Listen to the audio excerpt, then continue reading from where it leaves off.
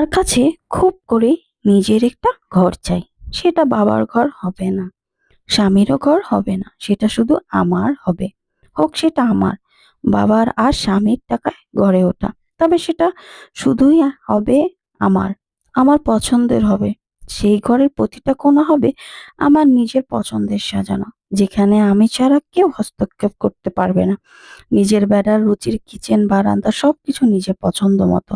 বৃদ্ধ বয়সে যখন শরীরে শক্তি থাকবে না, কাপড় নষ্ট হবে, বিছানা নষ্ট হবে, ঘর নোংরা থাকবে, তখন আমার ঘর থেকে কেউ আমাকে বের করে দিতে পারবে না।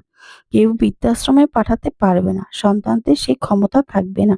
এটাই নিজস্ব হবে সেই ঘর, ইনশাল্লাহ। আকাশ ছোঁয়া স্বপ্ন আমার পূরণ করে দিবে আল্লাহ। আল্লাহ কাছ থেকে আমি কখনো হতাশা হয়ে ফিরি নাই। আল্লাহ যেন প্রতিটা মেয়েরই এই স্বপ্নটা কবুল করে। হে আল্লাহ, আমি যে কাজ করতে যাচ্ছি ইনশাল্লাহ সফলতা হতে পারি। একসময় আমি যেন তৈরি করতে পারি।